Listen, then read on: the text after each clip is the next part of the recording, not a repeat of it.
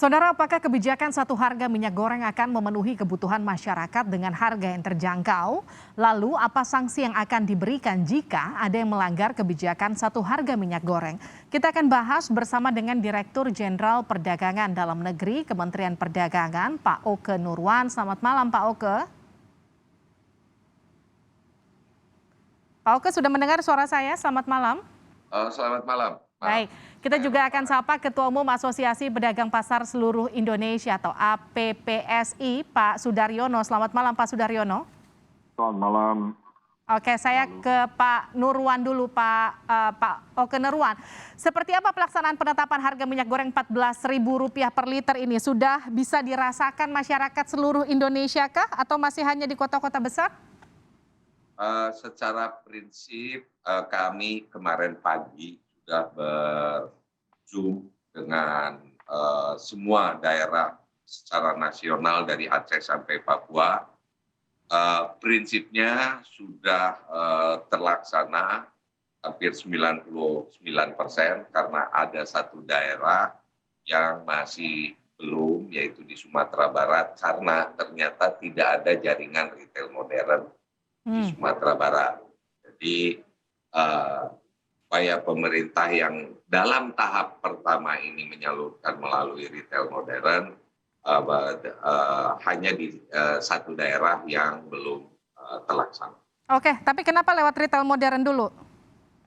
Begini, ini adalah ini berpacu dengan waktu. Di satu sisi masyarakat memerlukan segera dapat minyak goreng kemasan kemasan dengan harga terjangkau. Yang di sisi lain ini menyangkut pertanggungjawaban atau good governance dari pembayaran subsidi untuk masyarakat ini. Nah, kalau kita siapkan melalui jalur normal, dari administrasinya lebih rumit. Sehingga apakah kita akan menunggu ini dulu atau masyarakat dulu? Sehingga kita awali dulu sekarang di retail modern, karena di retail modern sistem yang digunakan sangat mendukung dan menggunakan aplikasi teknologi sehingga good governance-nya itu bisa segera dilakukan. Tapi apakah kita akan menunggu untuk pasar tradisional karena ini administrasinya lebih rumit, rantainya lebih banyak, gitu kan? Sehingga keputusannya pemerintah ini memberikan waktu kepada pasar tradisional untuk segera mendiskusikan para pedagang ini dengan jalur distribusinya yang selama ini memasok, gitu kan? Sementara untuk memenuhi kebutuhan masyarakat yang sudah lama menunggu harga minyak goreng yang murah ini, kami karena didukung oleh teknologi yang dikembangkan oleh sistem distribusi retail modern, kenapa tidak kita mulai? Oke. Jadi kita mulai dari sini sehingga masyarakat segera mendapatkan manfaat dari kebijakan pemerintah. Oke, saya ke Pak Sudaryono dulu. Pak Sudaryono, mereka para pedagang pasar yang udah terlanjur nyetok dengan harga tinggi nggak ketolong karena kayak tadi udah bilang saya belinya harganya udah terlanjur tinggi. Jadi mau nggak mau harganya tetap bisa dijual 20.000. Sementara di retail modern yang udah lebih nyaman pakai AC harganya bisa 14.000. Ini gimana para pedagang pasar? Teriak-teriak nggak? Ya, terima kasih. Selamat malam. Saya selalu Pak Dirjen. Apa kabar Pak? Semoga sehat selalu Pak. Betul Mbak, jadi memang ya itu kan satu, Mbak sendiri kan Kompas TV sendiri sudah menyiarkan, sudah wawancara langsung dari sekian juta barangkali pedagang tradisional yang memang sudah terlanjur nyetok ya. Jadi memang dari kemarin itu sudah pingpung ini ke saya, protes kenapa pedagang pasar ini kok tidak dilibatkan, kita nih gigi jari gitu. Jadi ini impact-nya besar. Mungkin barangkali Bapak Dirjen sendiri kemarin kami sudah berinisiatif dari Asosiasi Pedagang Pasar dari tahun lalu, bahkan dari Desember kami sudah beraudiensi dengan Menteri Perdagangan Pak M. Lutfi dan menyampaikan bahwa kami siap Pak untuk membantu pemerintah dalam hal ini kaitannya dengan kestabilan harga. Nah ternyata kan kejadian minyak goreng ini ternyata kami tidak dilibatkan, bahkan kami sudah jumpa juga dengan Pak Oke. Bahkan Pak Dirjen sendiri menyampaikan ke saya bahwa UMKM itu 90% pedagang begitu. Yang produsen itu mungkin hanya 10-an persen ya. Jadi kami sangat menyayangkan itu. Dan begini Bapak, ini impact-nya kan begini Pak. Memang mungkin pemerintah ini kan pragmatis ya. Jadi cara cepatnya, cara mudahnya. Tapi mungkin barangkali Pak Dirjen masukkan saja Pak, ini impact-nya besar Pak. Jadi satu, kepercayaan rakyat ya, khususnya pedagang pasar kepada pemerintah. Yang kedua, mereka ini gigit jari Pak. Sekarang pasar modern itu kan sudah menjadi apa ya Pak ya, saingan ya bagi pedagang pasar, pedagang pemukiman Pak ya, minimarket, supermarket. Nah kemudian minimarket dan supermarket ini mendapatkan competitive advantage duluan Pak, sehingga customer behavior kita ini akhirnya mau nggak mau jadi Lari ke supermarket ya? pedagang pasar, betul. Nah sementara kan pemerintah Jokowi ini kan ada PEN ya, pemulihan ekonomi nasional. Seharusnya kan dengan melibatkan pedagang pasar di awal, apakah misalnya minimarket itu hanya sebagai stokis misalnya begitu ya, kemudian pedagang pasar yang kulaan di minimarket misalnya, kemudian didata melalui Disperindak, kalaupun tidak menggunakan APSI nggak ada masalah, kita bisa ada Disperindak di kabupaten kota, di provinsi misalnya begitu, sehingga Pak multiplier efeknya tuh ada Pak gitu. Jadi pemulihan ekonomi itu sendiri yang dicita-citakan oleh Bapak Presiden kita, saya yakin ini cita-cita Bapak Jokowi ya. Kalau pedagang pasar ini dilibatkan, pedagang pasarnya ada perputaran uang di situ, ada keuntungan di situ, ada orang bergiat dan seterusnya, kan pemulihan ekonominya kan akan jauh lebih efektif dan lebih cepat ya, begitu kira-kira. Pak Oke, silakan dijawab. Begini, ini yang pertama adalah prioritas dulu. Ini yang mana?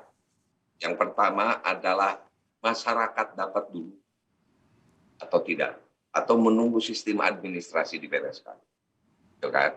Nah kalau sistem administrasi ini macam-macam udah kita pertimbangkan, dari kapasitas produksi minyak kemasannya dan sebagainya. Tapi pada saat ini masyarakat kita dahulukan untuk mendapatkan akses terhadap minyak goreng murah, sehingga kami menggunakan jalur retail modern bukan karena mendiskriminasikan retail modern, kan? Tetapi mendiskriminasikan pasar tradisional, tetapi dari sisi administratif kewajiban kami pemerintah itu mengelola good governance, termasuk administrasi yang baik di situ di dalamnya. Nah saat ini karena kita mendahulukan kepentingan masyarakat, sementara good governance-nya itu bisa dipasok oleh retail modern, kita dahulukan masyarakat dulu yang dapat. Sambil di sini letaknya adalah segera memperbaiki alur distribusi di pedagang tradisional. Saya sangat berharap kalau posisi asosiasi ini bisa segera, karena ini masalahnya ada uang negara nih, yang harus dipertanggungjawabkan dan administrasinya beres. Nah, seyogyanya asosiasi ini bisa segera membimbing pedagang pasar ke arah administrasi, sehingga tadi bisa cepat. Kalau ini bisa dijamin, karena pada dasarnya nanti polemiknya jadi bergeser. Begitu nanti kita melalui pedagang pasar dan administrasinya tidak beres, pemerintah melalui BPD PKS ini tidak akan bisa bayar, polemiknya bergeser nih, gitu kan? Nah, kalau saya sangat setuju dengan ada keterlibatan asosiasi ini. Peran asosiasi memang seharusnya menjadi jembatan bagi pedagang, tidak hanya menyalurkan aspirasi, tapi membimbing mereka dalam sistem administrasi sehingga kecepatannya bisa ini. Saya siap, Pak Ketum ini sudah menghadap Pak Mendag, menghadap ke saya, siap dalam rangka membantu stabilisasi dan stok harga. Tapi mungkin semangatnya adalah di sisi operasional. Tapi dari sistem administrasi harus betul juga siap, gitu kan?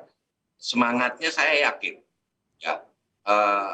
Saya setuju saya pasti akan itu. Makanya kita sedang menyiapkan alur alternatif yang bisa membantu membimbing sistem administrasi sehingga tadi kami dari pemerintahan bisa menyelenggarakan dengan good governance yang baik, gitu kan? Semua bisa terfasilitasi dengan baik.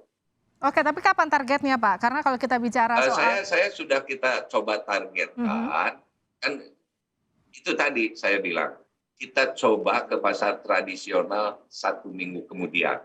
Oke. Atau kami menunggu, jangan memakai retail modern dulu, kita tunggu, kita berlakukan sama-sama. Tetapi kan masyarakat tidak bisa menunggu. Ini buah si malakama.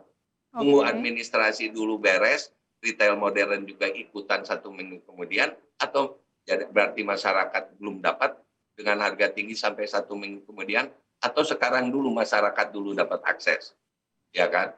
Sambil berbenah yang jalur pasar tradisional. Tapi kan PR-nya juga jadi nanti bertambah ketika kemudian sekarang sudah mulai dari retail, kemudian nanti akan ada panic buying, kemudian nanti ada pola-pola penimbunan, nanti akhirnya masyarakatnya Ini juga masalah ujung-ujungnya panic dapat. buying. Nanti kita bahas usai jeda ya Pak di Sapa Indonesia Pak.